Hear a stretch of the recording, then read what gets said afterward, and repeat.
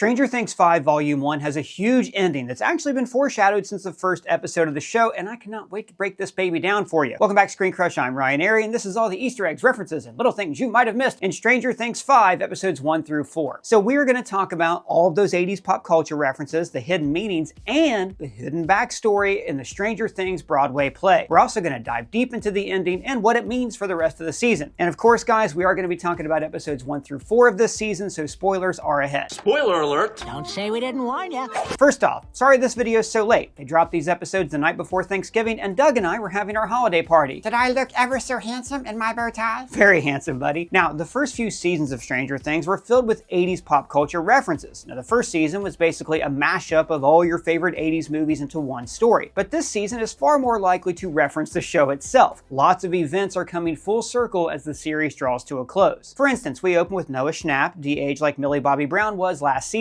He is in Fort Byers singing, "Should I stay or should I go? And remember, we heard him singing this on the walkie-talkie in season 1. Should I stay or should I go?" But this opening sequence has a much higher budget than anything we saw in season 1, as we finally see how Will went from the fort to being held captive by Vecna, where Joyce and Hop found him in season 1. Now, the name of this episode is The Crawl. That's the team's excursion into the Upside Down that's named after a dungeon crawl. Now, the very first episode of the show began with the D&D game, where the boys lost Will's die, then had to look for it, just like they would spend the season looking for Will. And ever since then, D&D has been used to explain all of the weighty concepts in the show and to name its villains, like the Demogorgon, the Mind Flayer, and of course, Vecna. Now, this season is bringing together lots of storylines from past seasons. The heroes are using the tunnels from season 2. Hop is headquartered in his cabin, which, by the way, must be very off the grid if the government hasn't found it by now. No, I was unbeatable at hide and seek. Now, Eleven is training to leap the perimeter of the fence of the military base, and her training regimen is similar to Luke training with Yoda on Dagobah, but she's also wearing a gray sweatshirt and pants like Rocky in Rocky 1. In fact, the cutoff sweatshirt is even like the belly shirts that Rocky and Apollo wore when they trained in Rocky 3. Hopper mentions watching Miami Vice, and in season 3, he tells Joyce that every Friday night he watches this show with Eleven. Elle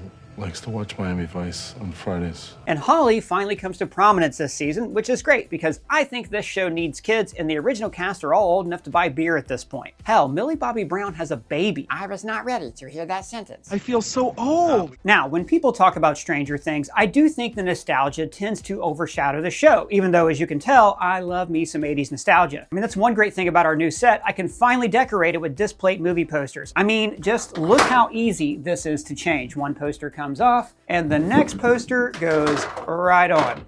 Done. We have been working with Displate for years, and they are one of my all-time favorite sponsors that we work with. I love these sturdy metal posters. Displate's catalog has more than 2 million designs. You can discover new original artwork of officially licensed designs from Star Wars, Marvel, DC, The Witcher, and so many other movies and stories that I love. And Displate is also a great platform for artists. Thousands of creators from around the world share and sell their designs. I love movie posters and movie poster art, and when I find a poster that I love, like this Goonies one, I want it to last. But even though these posters are sturdy, installing them is tool-free. It mounts with magnets, and it just takes a few seconds, and it's easy to swap out. And now they have a new wicked cool feature, custom displays. You can turn any image into a premium metal poster. You upload a photo, artwork, or graphic, get an instant preview, and place your order in minutes. I did too, a Stranger Things parody design from our merch store and Doug's little fall photo shoot. I was told I am very handsome and then received a treat. So I highly recommend Displates, either for yourself or they make a perfect gift for the holidays. Seriously, this gift never fails. So right now, when you use my code ScreenCrush at checkout, you get a huge discount.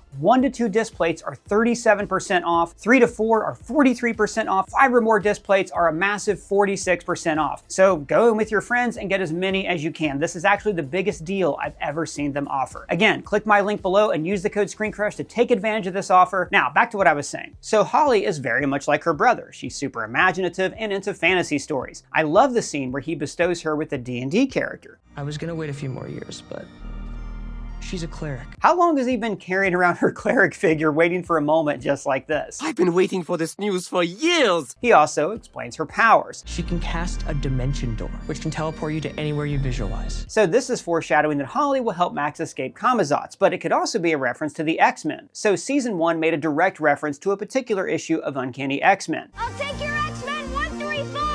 and the finale actually recreated a panel from that issue. However, Holly is not like the Dark Phoenix. She's more like Magic. That's Magic spelled with a K. Now, like Holly, Magic is the younger brother of a hero, Colossus, and she is taken away to a demonic realm where she is given powers. And Vecna's eventual plot to kidnap 12 children to open up a gate is similar to the 1989 X-Men crossover Inferno, where demons try to open a gateway to hell by sacrificing 13 children. Now, Magic was a huge part of that storyline, when the demons used her portal powers to invade New York. Holly is also reading A Wrinkle in Time, which is about... It's the story of a young girl's struggle with the burden of leadership as she journeys through space. So, just like Mike uses D&D to explain the Demogorgon, Holly uses A Wrinkle in Time to explain her own magical journey. First, she calls Henry Mr. Whatsits, and later, she gives the Mindscape its name. Like Camazox. So the original kids are now all grown up, and their military discipline seems like a nod to the movie Red Dawn. In that film, high schoolers became guerrilla fighters after Russia invaded America, just like American soldiers have invaded Hawkins. Lucas says, "Snipers chew gum," which is a funny reference to the sniper in the helicopter last season who was chewing gum. And during the crawl, we see that Mike's D&D terminology is even being used by the adults. Joyce's codename is Dungeon Master. Now, Dr. K is played by Linda Hamilton, which is a brilliant piece of classic 80s casting. Almost every season of this show has brought on some 80s idol. Matthew Modine, Sean Astin, Paul Reiser, Robert Englund, and of course, Hamilton played Sarah Connor in The Terminator, which is one of many references to time travel in Volume 1 because, after all, Max and Holly are stuck in a memory of the past. But there's also a few more references to time travel. The Van sensor hits 88 dB, a clear reference to Back to the Future, and Robin also references this film when she says "Great Scott" and talks about the flux capacitor. The flux capacitor's down again.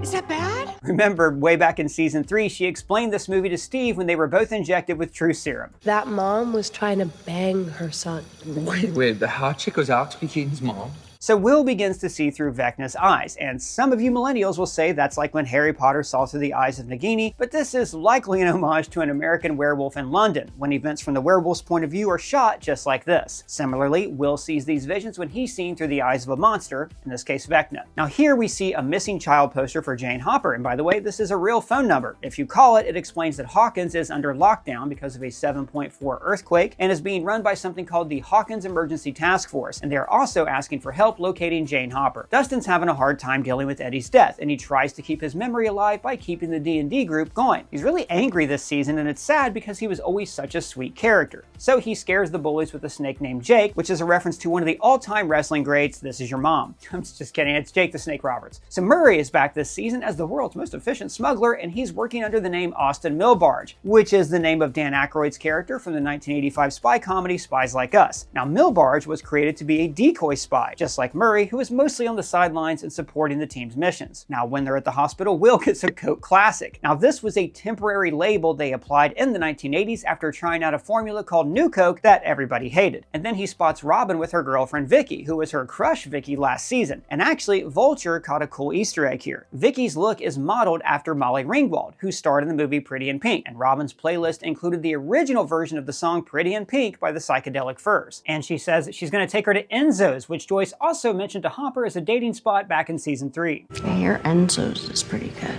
And the episode ends with Holly in her room, and notice the poster here for An American Tale. So this is the story of a mouse named Fievel who is separated from his family and has to go on a quest to be reunited with them, which is just like Holly's story this season. And she also has a poster for the 80s cartoon Rainbow Brite, which is also appropriate. The story of Rainbow Brite actually has many parallels to what we see in the show. It's about a little girl named Wisp, who later becomes Rainbow Brite, who is sent to a wasteland with no color, and then she and her friends free the color kids and defeat the King of Shadows. This obviously parallels the storyline we're watching in season 5, but then the kids turn the colorless land into Rainbow Land. So this could be foreshadowing the ending of the series. Maybe the Upside Down is transformed into a beautiful place, like the paradise that Mike described in episode 1. A peaceful land, somewhere beautiful, with like 3 waterfalls or something, and they all start again. So the Demogorgon comes for her through a hole in the ceiling, a reference to both this scene in Nightmare on Elm Street and also the original Poltergeist when Carol Ann is sucked into the portal. Now both references are apt. Vecna haunts dreams, just like Freddy Krueger, and the Upside Down is another dimension, just like the other realm in Poltergeist. Now, before we move on to episode 2, I want to show you guys these new Stranger Things parody merch that we designed for our merch store. In honor of the Stranger Things font, we have this nostalgic Choose Your Own Adventure book, Journey to the Upside Down. There's also a Peanuts special shirt, Your Next 11, with the Stranger Things gang drawn as the Peanuts gang, and finally we have the kids as Scooby-Doo and the gang running from a Demogorgon. Shopping our merch store is the best way to support our channel. We love designing these shirts for you guys, and right now we are having a massive Black Friday sale. Everything is discounted. It's running for the next week, so if you always wanted to buy a ScreenCrush shirt, this week is your chance. Links are below. Now, episode 2 is called The Vanishing of Holly Wheeler, a callback to the pilot, The Vanishing of Will Byers. Karen Wheeler hides Holly in her bathtub, which is piping hot, and remember, Demogorgons don't like heat. No.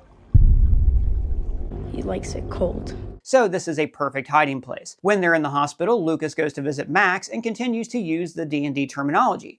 She's going to need the party, the full party. If you're planning on resurrecting anytime soon, now is the time. And notice that above her bed, we see the drawing she made of her and Lucas at the movies. And in the Upside Down, Hopper and Eleven walk on railroad tracks, just like the boys did in season 1, which was a reference to Stand By Me. In Stand By Me, the boys were looking for the dead body of another kid, just like the party was searching for Will. Again, we're seeing a lot of references to past seasons of this show, which originally were referencing 80s movies. Then they run into a wall, which is the border of the Upside Down. And it makes sense that the Upside Down has a border. After all, Eleven created the Upside Down when she tore a hole in reality, but now we know she didn't copy the entire world, just the area around the Hawkins lab. So the visual of the wall immediately recalls the wall from Game of Thrones, but the gooey vines and egg sacs look like the Xenomorph hive in Aliens. Dustin finally rejoins the party as the resident radio expert, which makes sense because in season 3, he returned from science camp with a deep knowledge of ham radio. And episode 2 ends with the reveal that Henry is Mr. Whatsit, and we end on the Krill house looking pristine just like it did in the flashbacks last season. And I think this might be a good time to briefly run through the events of the Broadway show Stranger Things: The First Shadow, which is the origin story of Henry Creel, aka Vecna. So in that show, we learned that Dr. Brenner was obsessed with reaching another dimension, which he calls Dimension X, because his dad was sent there during the war as part of military experiments. So he conducts his own experiments in the Nevada desert where Henry Creel grew up. The Duffer brothers have confirmed that the cave that Max and Holly hide in is where Henry disappeared into Dimension X, and this is why he's afraid of the cave. The episode takes care to show us Henry's scouting equipment, making me think that he was on a scouting trip when he found the cave, where he disappeared for 12 hours and was attacked by the Mind Flayer when he was a kid. Now, the Mind Flayer continued to give him powers in the real world, taking his body over and making him kill pets in order to gain more power. And when Dr. Brenner realizes that killing makes Henry powers go stronger, he urges him to start killing people to increase his strength. And this is setting up what we see in episode 4, where we learn that his plan is to kill 12 children to grow stronger and open up portals to the real world. Now, Henry and his family move to Hawkins, where he becomes best friends with Patty Newby, the adopted sister of Bob Newby from season 2. The play also reveals that Brenner used Henry's blood to give transfusions to pregnant women, which gave all of their kids powers, including Eleven. So wait, is Henry still controlled by the Mind Flayer? No, when Eleven forced Henry into Dimension X, he took control of the Mind Flayer and shaped it into the spider creature that we see in the show. Or maybe he didn't. We actually have theories about that we'll talk about later. So let's talk about episode 3. At the Krill house, the playground features a rocket ship because in the 1950s, space was a huge craze for kids' entertainment and toys. Holly gets to live her little girl dream, bopping around to one of the greatest covers of all time, Tiffany's I Think We're Alone Now. And I want to point out the parallels here to Alice in Wonderland. Both Holly and Alice follow a mysterious character into another dimension, and both the White Rabbit and Vecna are seen using clocks and pocket watches. And in the background here, this is a poster from Alice in Wonderland. Henry throws a tea party for Holly, just like the Mad Hatter's tea party, and she even tries on a dress that looks like Alice's from the Disney classic. Now when she leaves, she opts to wear a red hood, like Little Red Riding Hood. This is also appropriate because Henry is like the Big Bad Wolf, a monster who is using a disguise that she can trust. Meanwhile, Hopper and Eleven are pinned down behind a Turnbow real estate billboard. So the episode is called The Turnbow Trap, named after the Home Alone style traps they rig up in Derek's house. But Hopper and Eleven are caught in a different Turnbow trap behind this billboard. Now their eventual capture of Captain Bullcut reminds us of an important fact. Hop is a nom-vet. I used to be a grunt. Now this seems like a small detail, but this was actually a huge trope in the 1980s. Lots of TV action heroes were nom-vets, like Magnum P.I., Gerald McRaney's character from Simon & Simon, and of course the A-Team. Now, I gotta apologize for something. When the trailer for this season came out, I said it was hard for me to buy Nancy's dramatic transformation into a gun-toting badass. But this is actually the arc that she's had all through the show, and she's had more than enough time to get good with firearms since season 4. I love badass Nancy. And you know I'm a good enough shot to hit any mark,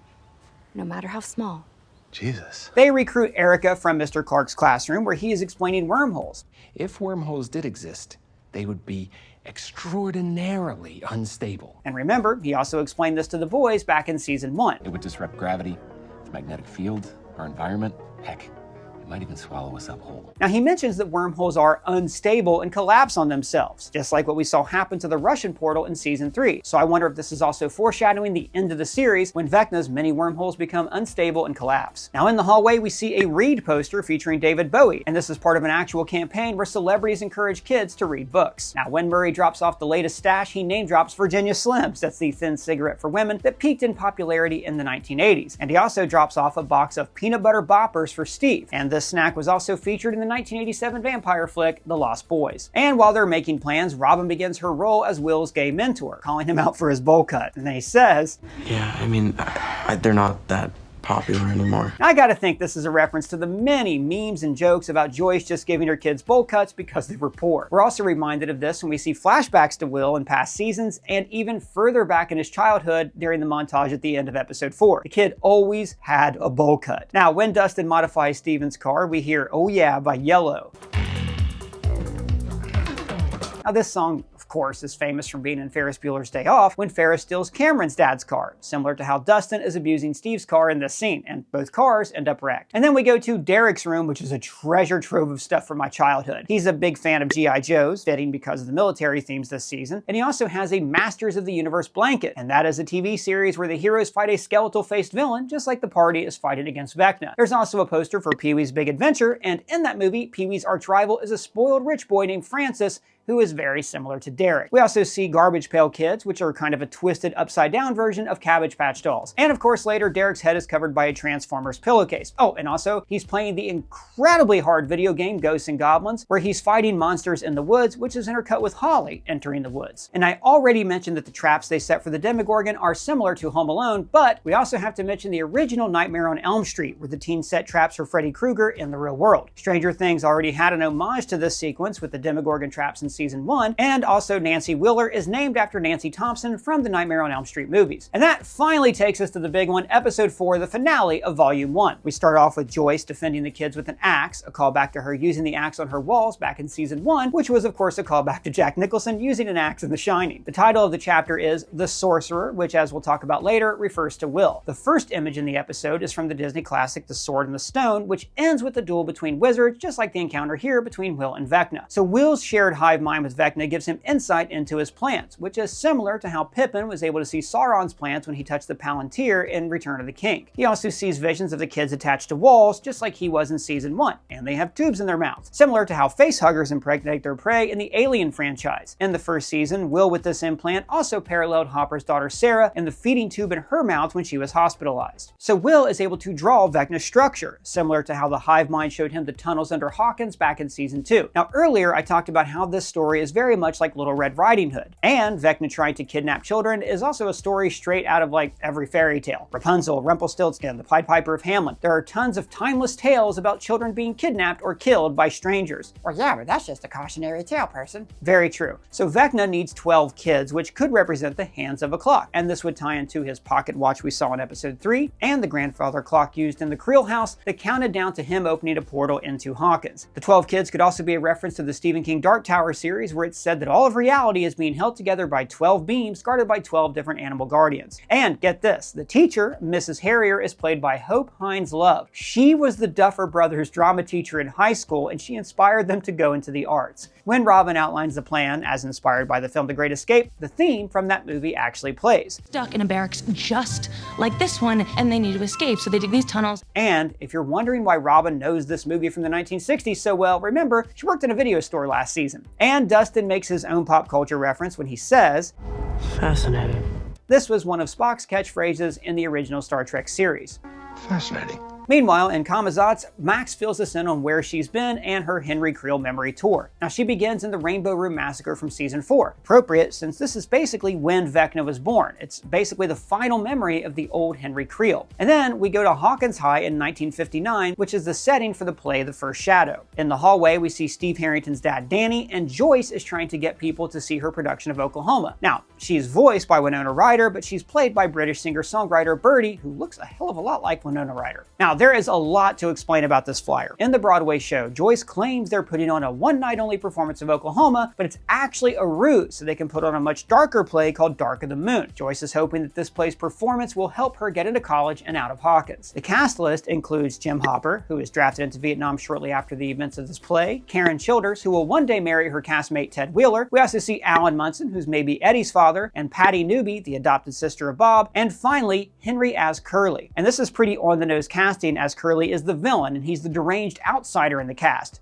just like Vecna. It's like poetry, so if they rhyme. But this play's performance is also crucial in this story. The teenagers want to get Henry to testify that his dad is murdering all these animals around town, so they lure him back from Hawkins' lab with this play performance. The play centers around Patty and Henry's friendship, and she even tells him that, hey, after the performance, we will run away together. But instead, Brenner captures Henry permanently, so he never got to be in the play with his friends. So this day is crucial in Henry's life. This is the last day when he could have been an actual person and not just a lab experiment. Now, the date for the play is November 6th, also the date that Vecna took Will, and that anniversary in the modern timeline is just 3 days away. So maybe Vecna's just trying to finally be in the play. Could be, buddy. Just like in season 4, Max is pulled back to reality by Kate Bush's running up that hill, and notice that when Henry chases her, his hand becomes a claw, just like Freddy Krueger's. Again, the original Freddy, Robert Englund, played his dad in season 4. Back at the Max, Derek brings his G.I. Joe lunchbox into lockdown while Hopper and Eleven infiltrate another government base in the Upside Down. By the way, this tower looks like a Star Destroyer shield generator in Star Wars. And similarly, Hopper and Eleven are breaking into a big military base in order to rescue a princess, who in this case turns out to be Callie. Now, the party travels through tunnels, which are very much like the tunnels that the gang travels through in the movie The Goonies. They even cause plumbing problems above ground, which also happens in The Goonies. And this is where Robin gives Will crucial advice on how to be a gay teen in 1980s Indiana. She talks about her crush on Tammy Thompson, which she also revealed to Steve in season 3 when they were working at Scoops Ahoy. Tammy Thompson. I wanted her to look at me. And then she gives Will some key advice. I was looking for answers in somebody else, but I had all the answers.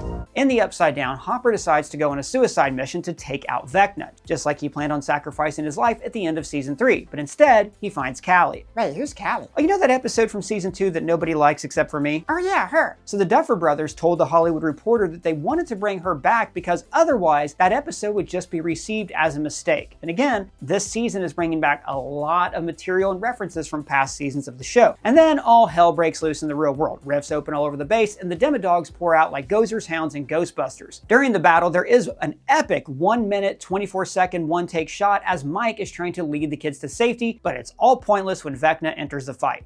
Cap, that's it. He raises the wounded Demogorgons, just like the Night King raising the dead at Hardhome in Game of Thrones, and he tells Will, essentially, that he is feasted off of his pain. Will always felt like an outsider because he's gay, and they even cut to this shot from season 4 when he realizes that Mike will never feel the same way about him. But Robin's advice then takes hold. He remembers the first time he met Mike. He sees himself through the lens of old home movies. You know, like when he and his brother built Fort Byers together, when he wore his wizard costume as his D&D character, Will the Wise. So then he raises up and breaks the Demogorgons in the same way that Vecna broke people last season. And just like Eleven, he has a nosebleed. So what's this mean? Does she got Eleven's powers? Well, not exactly. So let's talk about the ending here. Henry did not get his powers naturally. When he entered Dimension X, the Mind Flayer entered him, and then it stayed there and gave him abilities. In fact, it could even be that the Mind Flayer is controlling Vecna and not the other way around. So when Brenner then used Henry's blood to give pregnant women transfusions, it could have even passed some of the Mind Flayer onto them. But Will was like fully joined to the hive mind, which means that some of that Mind Flayer dust is now in him. And if this dust can give Henry powers, why not Will? This could even mean that Max could have similar abilities after she has been trapped in Henry's mind. And maybe Will can even spread this Mind Flayer dust to everyone in the party. So the big climax of this season could be that everyone, not just Eleven, uses their abilities to defeat the Mind Flayer. And here's a theory for you. When the Mind Flayer is actually defeated, maybe that means it'll lose its hold on Henry and Vecna could end up being redeemed in the show. After all, in the play, we learned that he was friends with Joyce and Hopper in high school, so maybe he'll save their lives. lives and everything will come full circle. Now, they did reveal one pretty crucial weakness for Vecna, the cave. Like I said earlier, I think the Mind Flayer got a hold of Henry in this cave, and that has been the source of everything we've seen happen in this show. Holly also finds the spyglass that young Henry carried into the cave, and the spyglass is how Brenner tracks him down in the Broadway show. This cave is going to turn out to be the center of everything. As Starforge Voyager on Reddit points out, the cave is also the same shape as the Mind Flayer, Vecna's lair, and even the vision that Vecna uses to see through the eyes of the Demogorgon. This implies that the cave is the original source of all this pain and suffering. See, I think that Max is going to return to the real world with this hidden knowledge, that she knows that the cave scares Henry. And this is where, the cave is where he met the Mind Flayer, and they're going to be able to use that fear against him. Or maybe this is how they learned that Vecna isn't the real villain. He's just a vessel for the Mind Flayer, who's been the real big bad all along. But what did you guys think of the first 4 episodes this season? What do you think Henry's flesh wall is all about? Do you think he's going to be redeemed by the end of the season? Or do you think they're leaning too much into the events of the Broadway play? Let me know your thoughts down in the comments below, or at me on Twitter, Blue Sky Threads, or our free to join Discord server. And if it's your first time here, welcome to the channel. Please subscribe, smash that bell for alerts. For ScreenCrush, I'm Ryan Airy.